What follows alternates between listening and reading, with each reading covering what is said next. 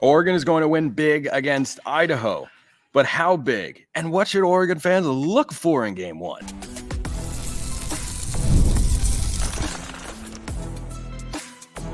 You are Locked On Ducks, your daily podcast on the Oregon Ducks.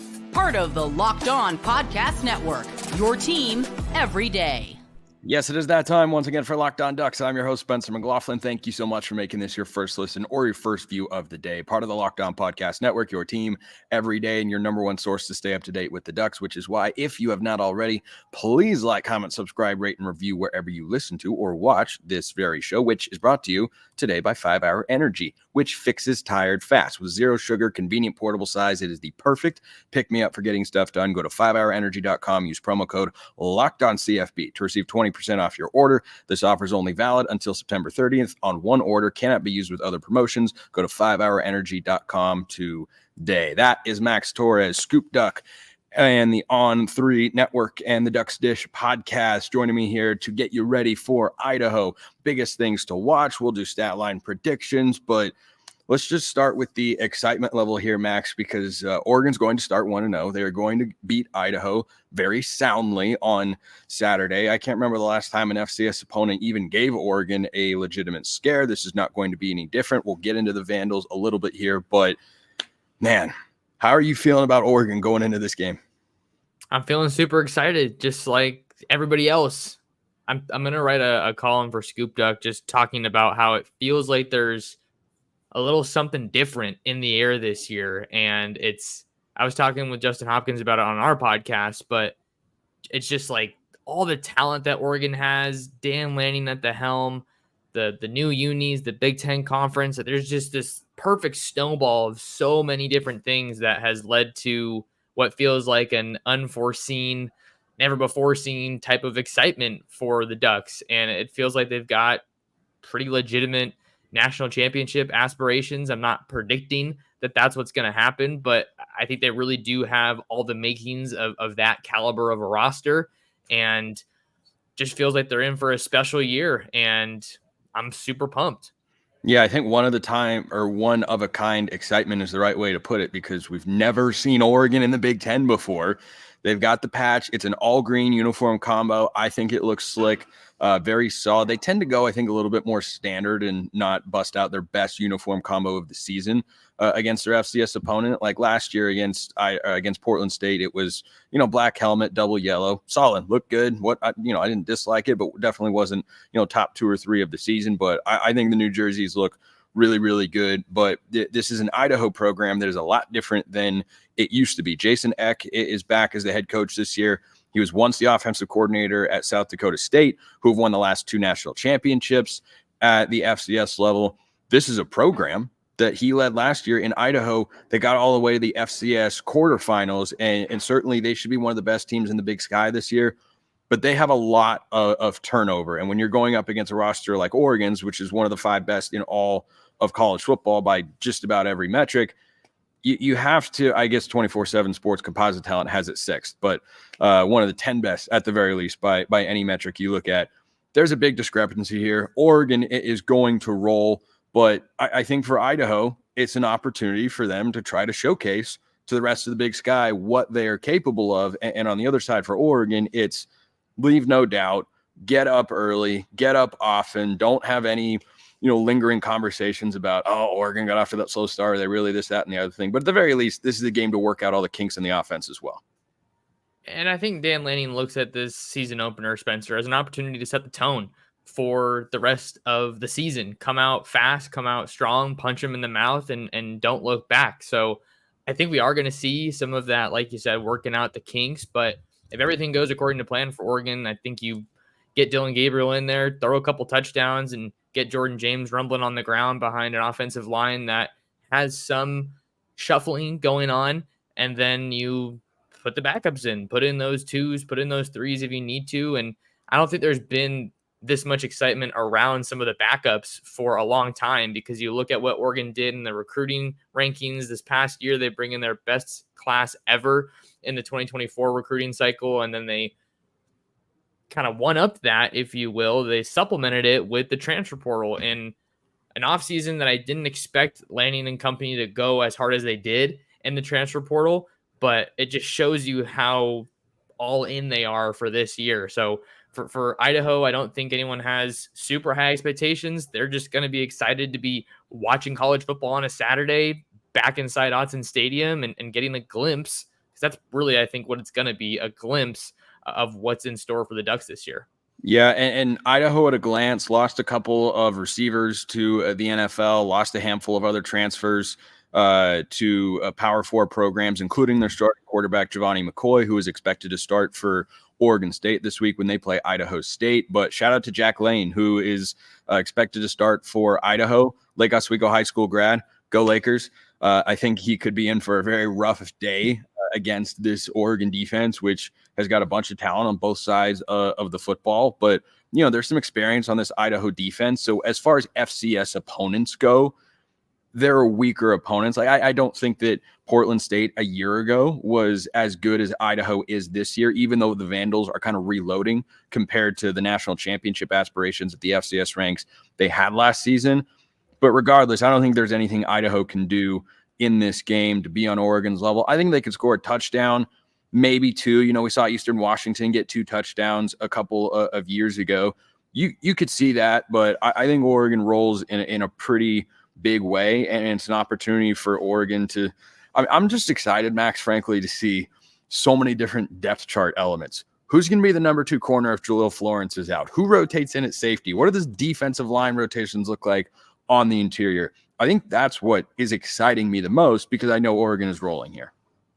It doesn't sound like we're going to be seeing Jaleel Florence in this one, Spencer. I think that was what Lanning told us earlier on in the week. But to your point, I'm super intrigued by the depth there, whether it's Nico Reed or Dante Manning, Sione Laulea, the junior college coveted DB. There's so many options for Rashad Wadood and Chris Hampton at that position, and Oregon looks like they could have their best secondary on paper since the 2019 season with Verone McKinley and Javon Holland, Diamador Lenore and Thomas Graham. I think that is Brady Breeze. Really don't leave out Brady Breeze from that conversation. My bad, Brady Breeze as well. So I think that's the standard of defensive back play that you should be aiming for if you're Oregon. And God, they have all that talent with Jabbar Muhammad and Kobe Savage and Brandon Johnson, Tysheem Johnson as well. There's just so many dudes in that secondary, and I'm just excited to see what that combo looks like, and maybe even get a look at Dalen Austin as well. He's a Long Beach Poly guy from right in my backyard, so always fun to see those guys take the next step. Or maybe Roderick Pleasant could play. We should see a lot of guys take the field, but we're most interested to see who takes the field first, particularly on defense, but offense as well. The biggest things to watch in this Idaho game, that's coming up next. First, let's talk about Factor. Fuel up with Factor's no prep, no mess meals. Meet your wellness goals thanks to the menu of chef-crafted meals with options like Calorie Smart, Protein Plus, and Keto. Factor's fresh, never frozen meals are dietitian approved, ready to eat in just 2 minutes. So no matter how busy you are, and I know how busy things can get with work, especially this time of year, you'll always have time to enjoy nutritious, great tasting meals.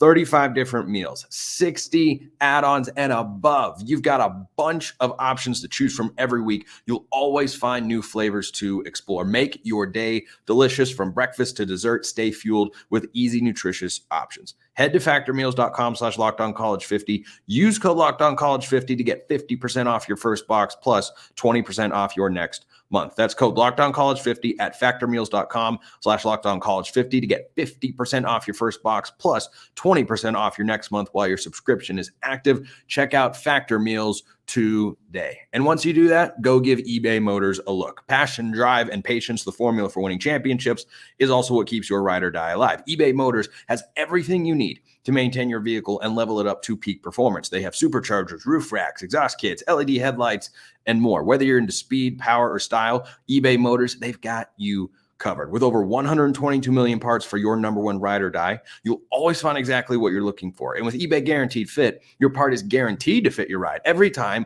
or your money back. Because with eBay Motors, you're burning rubber, not cash. With all the parts you need at the prices you want, it's easy to make your car the MVP and bring home huge wins. Keep your ride or die alive at ebaymotors.com. Eligible items only. Exclusions apply. eBay guaranteed fit. Only available to U.S. customers. All right, Max, let's hop right back into it. And I'll give you the floor first. Biggest question mark that you are looking for Oregon to answer going into this game from a rotational standpoint? You could go to a couple different position groups here, but where do you lean first? I think I want to say the linebackers. I was going to say secondary, but I'm going to go with the linebackers because we all know Justin Jacobs and Jeffrey Bossa are solidified as the starters. Devin Jackson looks like the most likely guy, him and Bryce Betcher, who came back for another year after being selected, I believe, by the Houston Astros in the MLB draft. So pretty unique set of circumstances for him, especially being from Eugene. But I think that there are just a lot of unknowns in that room, and there's so much talent. We haven't even talked about Braden Platt, Kamar Matudi, a pair of All-Americans that joined the Ducks from the 2024 class. Dylan Williams, another guy from Long Beach Poly that I've got. Who we haven't. Dylan Williams, by the way, we know nothing about because he wasn't there for the spring game. Platt and Matudi were. Yeah, so there's a lot of intriguing guys that we just don't necessarily know what they look like yet. We've seen some pictures of them or videos, I guess, in Oregon uniforms, but I think this is the best part of the year, Spencer. I was listening to Josh Payton. He was saying we get to kind of stop asking those questions that we've been asking all offseason and just see what happens on the field. Yeah, I think that's going to be highly refreshing. You know, certainly for me, and you feel it as well, but I know there are a lot of people that listen to or watch my show out there every day, and I appreciate all you everydayers out there who, you know, are just ready to see and who know all those questions as well as you and I do, and just want to know, like, who rotates in its defensive tackle position. I think number one question I'm looking for, knowing that Jalil Florence is out, is who steps into that spot. Is it Sione Laulea? Is it Cam Alexander, the UTSA transfer? Or is it Dante Manning again for, you know, a third straight year as kind of one of those rotational guys that steps up and is first man off the bench for the Oregon secondary? That's my number one question to look at. I think the safeties are fascinating because on the two deep this year, at the safety position, there is going to be someone who is either a redshirt or a true freshman. There is no way around that. I'm interested to see how much Solomon Davis we see at the safety position as well. He made the change from corner to safety in the offseason. And then third thing, and again, I'd stay on the defensive side here, the defensive line unit on the interior, a lot of turnover there. And I know who the top two guys are going to be. DJ Harmon, the Michigan State transfer, Jamari Caldwell coming over from Houston. Those are big-time impact dudes on that team out west. Dan Lanning had a lot of praiseworthy things to say about Jamari Caldwell. And, you know, we know what DJ Harmon is capable of too. But who's the next crop of guys? Is Keon Ware-Hudson in there? He's a veteran. You know, Mikhail Gardner, unfortunately, has an injury, so he's not going to play for a while. Is it Aiden Breland? Is it Tioni Gray, who's made some noise? Is it a Terrence Green? Is it Amari Washington? Is it a combination? I don't know. And I'm really interested to see those spots because I think those position groups at the two deep or in the two deep are the least set on defense. Looking at the defensive line that you mentioned there, Spencer, I think the interior of that group, the interior of the D line, it's kind of like what I was saying with the linebackers, right? You know who you're expecting to see in that first line, but more so, I think with the defensive line, you don't really know what you're going to see after that. You threw a lot of names out there. Amari Washington is someone we've been hearing about all offseason.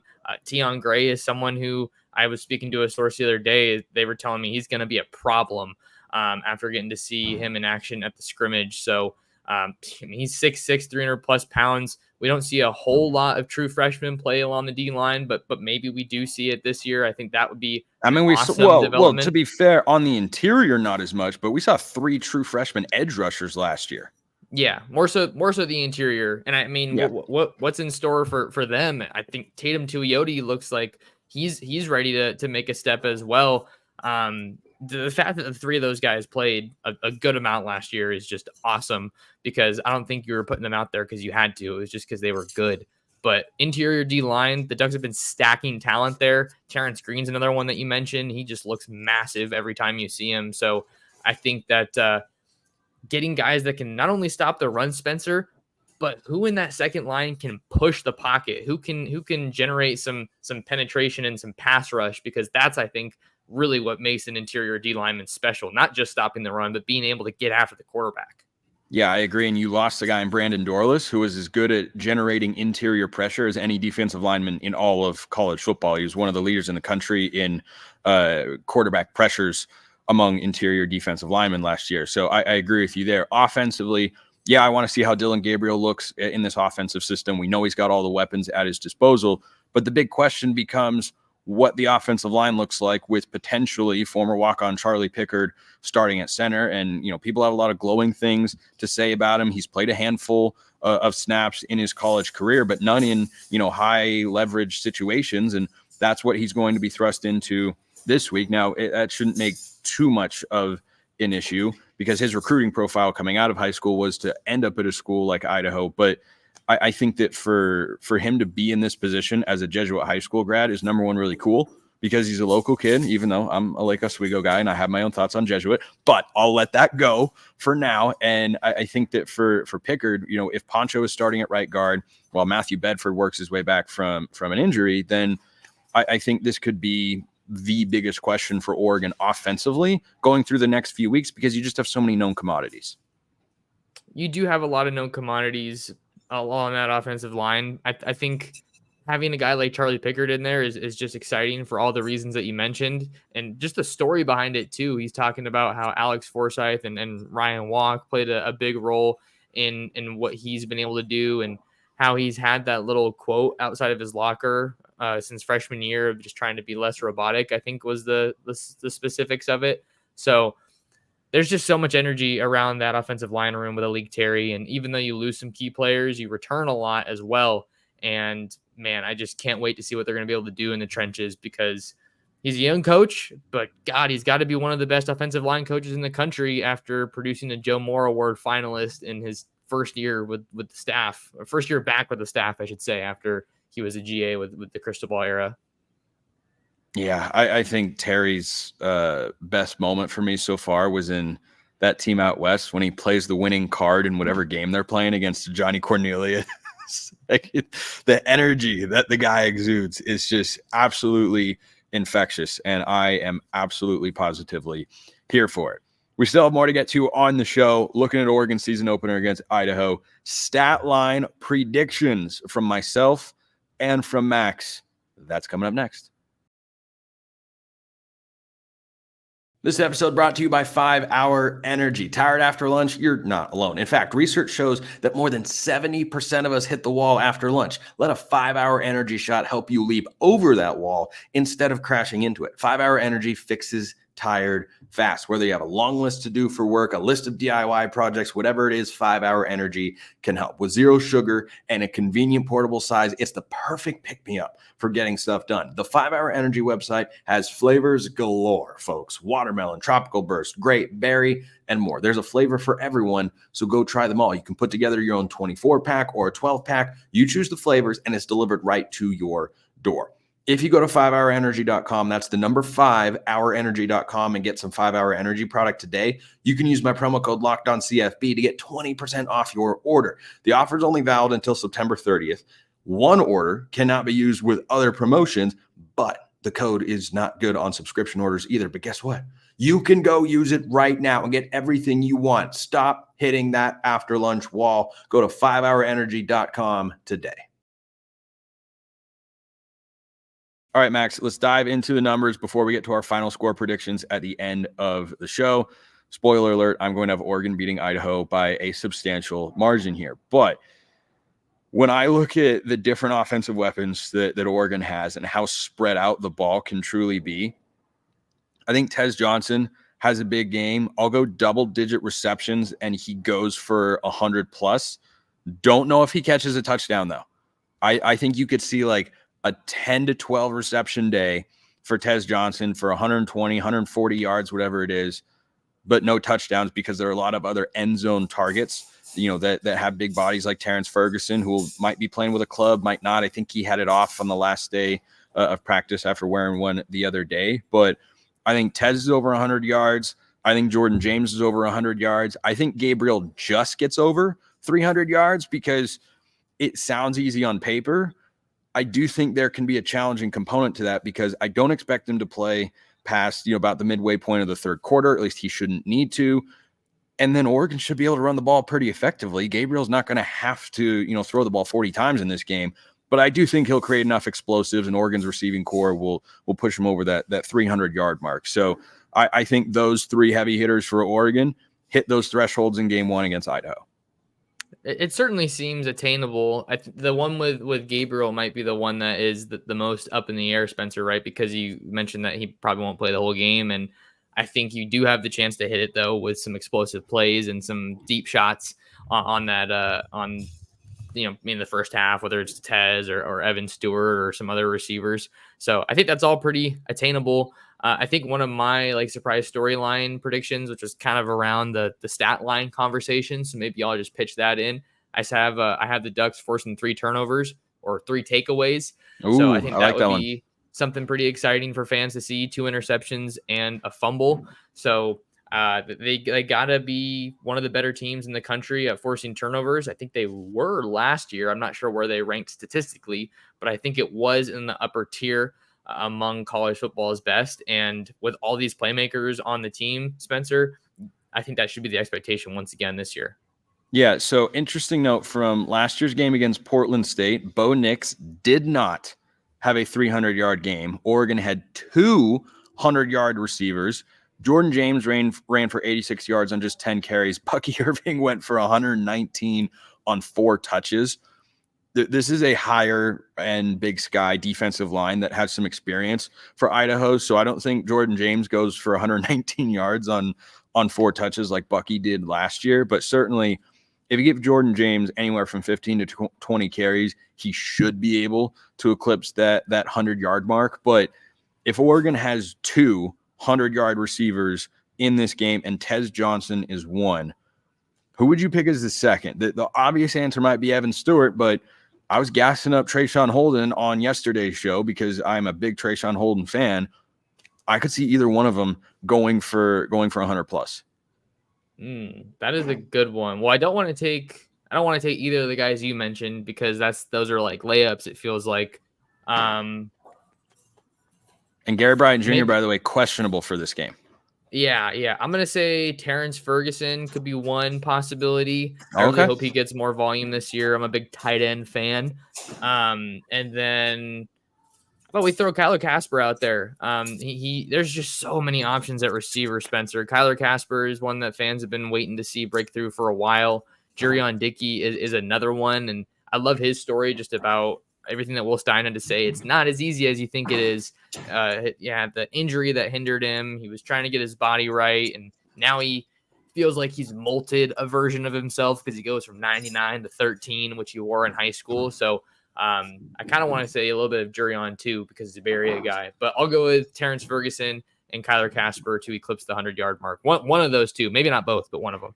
Yeah, I think it'd be really cool if, Kyler or Jurion got a big-time opportunity in this game. And if Gary Bryant Jr. is banged up because he's such a proven commodity, I'd almost prefer he doesn't play and you gave Kyler or Jurion that opportunity to get some game reps and, showcase the fans the potential that they've brought since they were recruited to Oregon out of high school over the last several years. But let's end with this one before we get to our final score predictions here, Max.